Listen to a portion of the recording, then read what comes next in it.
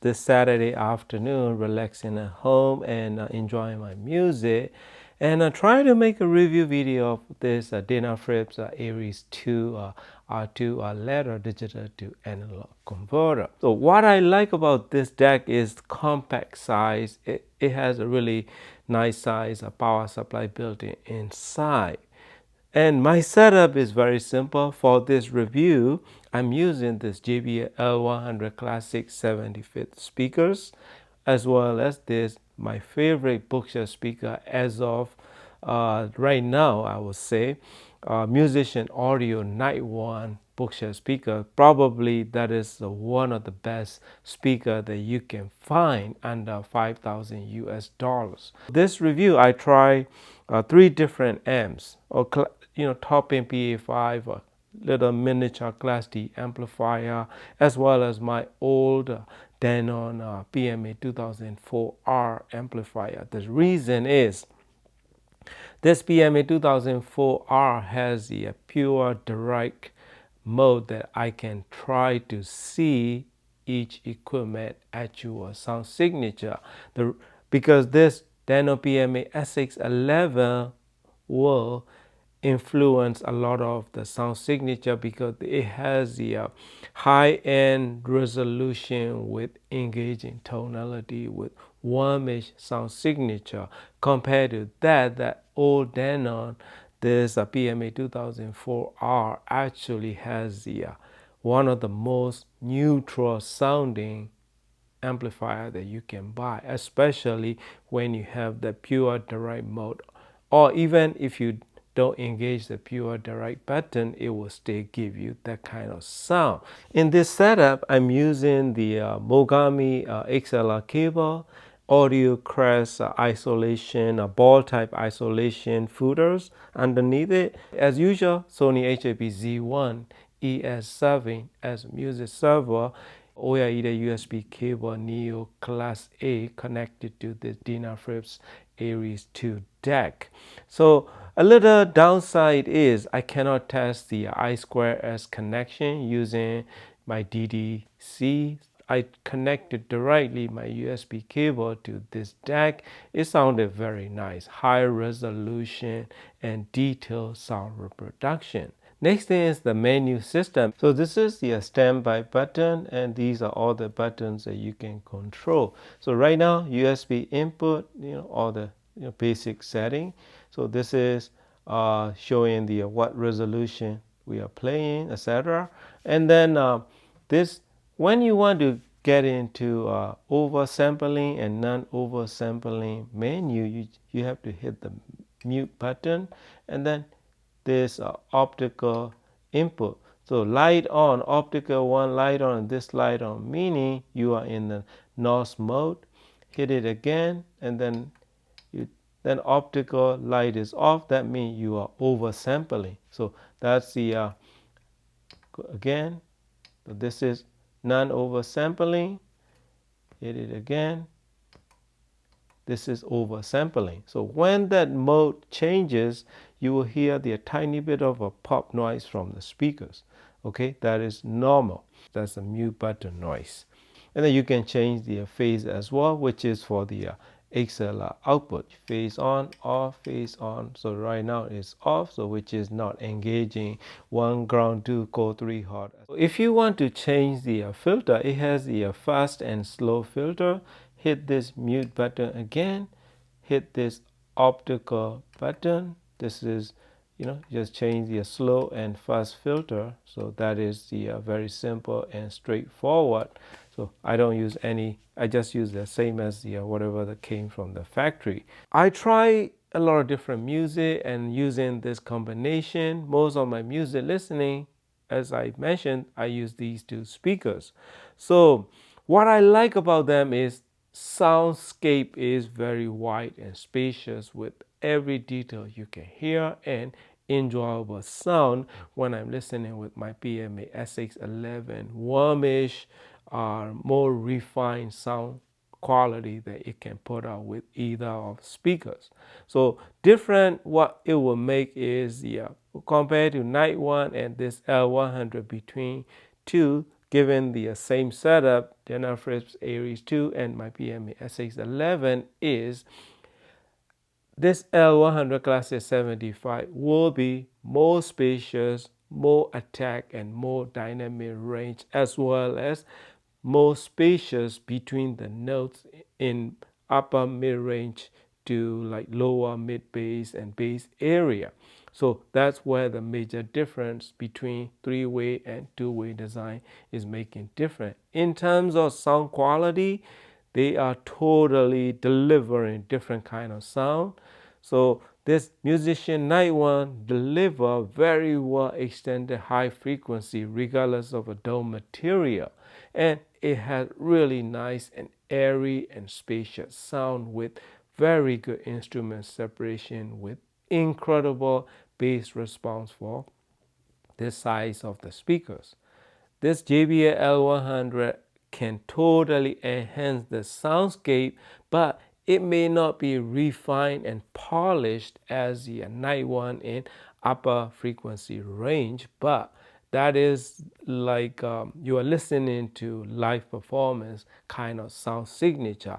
Scale and dynamic range, they can both incredibly reproduce and reflect the actual sound quality of this deck. So what I notice is this kind of a more neutral sounding amplifier can be a bit harsh in certain frequency points, like upper range of frequency, although it will depend on the recording that you are playing. But most of the time, I find it to be a bit on a tiny bit on a brighter side of the sound signature out of this Dana Frips Aries 2. So my opinion, that is depending on pairing component.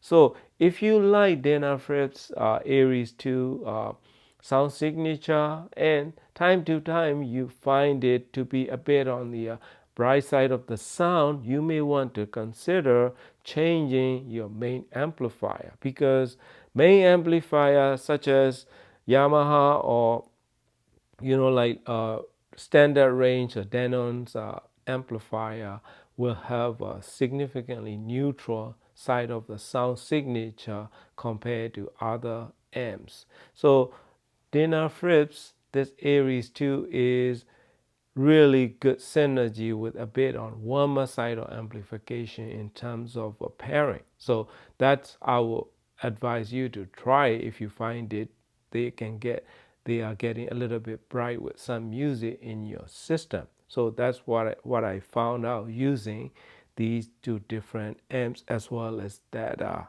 little top-end PA5 amplifier. I have a lot of DSD collection as well as PCM files. So what I notice is, for my listening level of loudness to get to like 75 to 80 dB range, DSD file I have to be at 9 o'clock position of volume control knob. PCM files I have to have around like a little over 8 o'clock position of volume control knob for my optimal reference level loudness using this amp or this Dana BMA 2004R. That's what I noticed. Dana Frips Aries 2 doesn't have AES or I2S inputs, but it has your two optical and two coaxial inputs. Digital inputs is mainly I use the USB input. I try optical and coaxial as well, connecting my CD player or my streamer. I mean, it sounded very nice and very good sounding, but I would prefer them to have some sort of AES or I2S in this price range, so I can try with my DDC converters. So that is my little advice that they might want to add when it's come to Aries 3 or something. Another thing I noticed is the when formats change, it has this tiny bit of noise that introduce.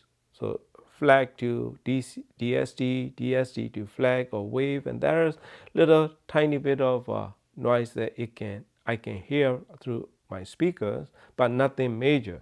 I'm just letting you know what I found and what I experienced. So overall, sound is great. I mean, it paired really nice with my Denon BMA SX11. Some people ask how they will compare to other decks, such as Musician Draco or like R26 from Castor, etc. So what I find is the this Aries 2 is more dynamic and more vivid, and I think it has a little bit more tighter bass response, as well as the more instrument separation across the frequency range in my system. That is my experience. Although that sound signature can translate to a little bit or tiny bit of brightness with some recording, but overall sound signature itself out of this Aries 2 is the neutral and transparent sound. That's the sound signature is. So probably that's where you want to start with when it's come to digital to analog converters. But some people prefer, like me, I like to have a little bit of warmer side of tonality, but that is personal preference.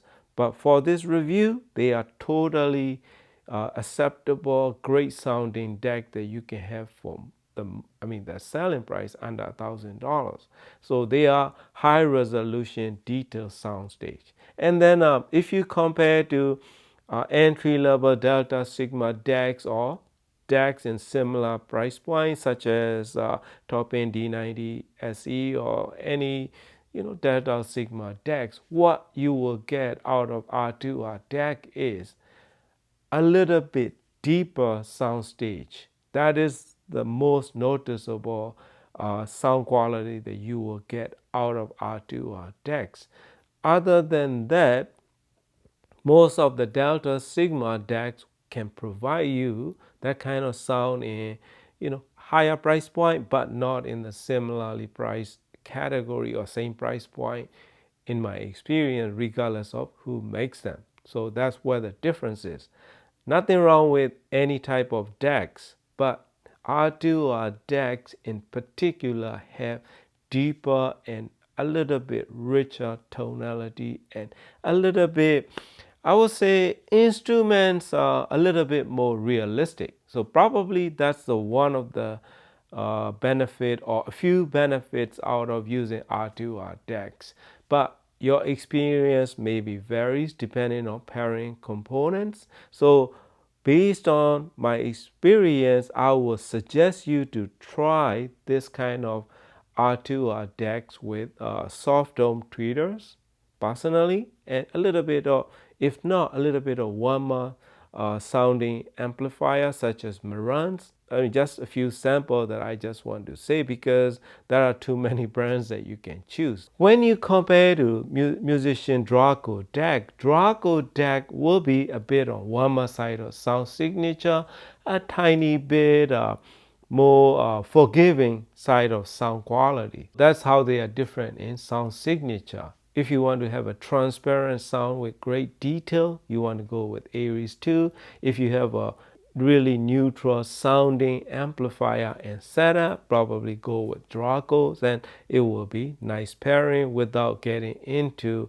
territory of brightness and forward sound that probably you may not prefer. So that is my little advice. So sound sample you will hear in this video is, as usual, Grace Mayer Last Live at Dark jazz performance cover of Kiss of Life. So the intro, bass rolling intros in that music is particularly louder and tiny bit more forward than other decks that I have, such as the Musician Audio Aquarius R2R deck or Casted Audio R26 deck. They all R2R decks. Aries 2 is tiny bit, a little bit more forward sounding that I can notice, and you will notice right away as well. It may be a good thing. That is what I noticed. Bass quality is very good, very detailed.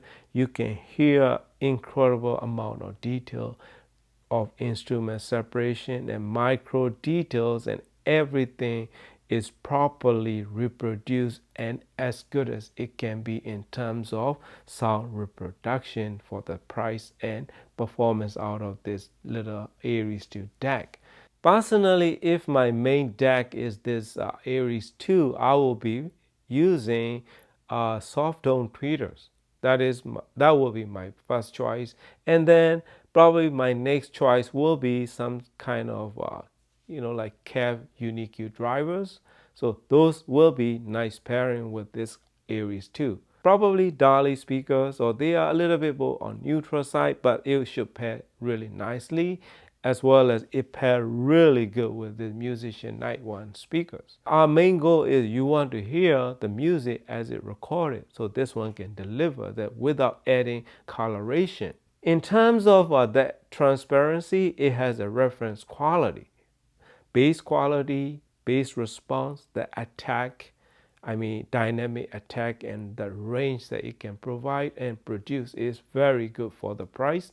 Mid-range is very accurate, very good spacious sound between the notes that it can produce. Highs are airy as it can be with smooth sound signature when I pair with this PMA SX11. So that is really good pairing in my opinion. So as I mentioned, you need to choose right pairing. Then you will have an incredible sound quality with very musical soundstage. Highly recommended, my friend. Thank you very much for watching and happy listening.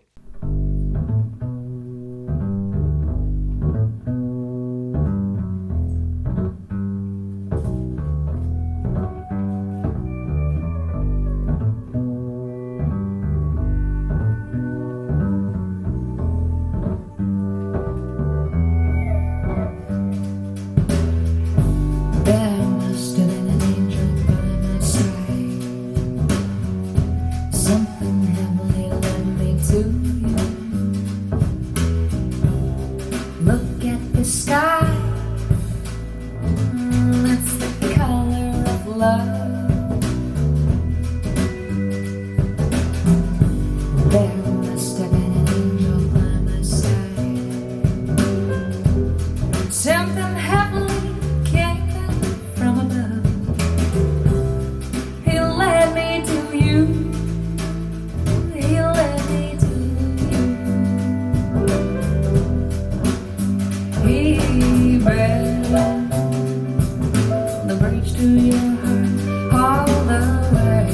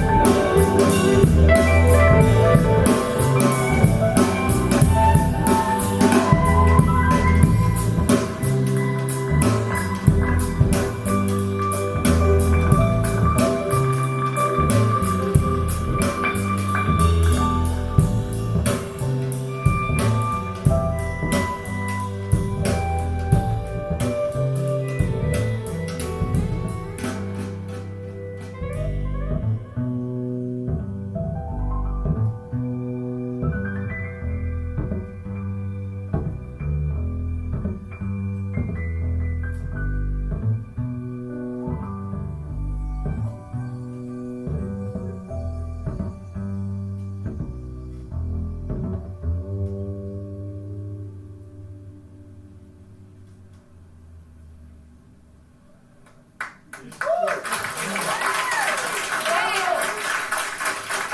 great. On the bass, Mr. Toriboe Keisuke-san.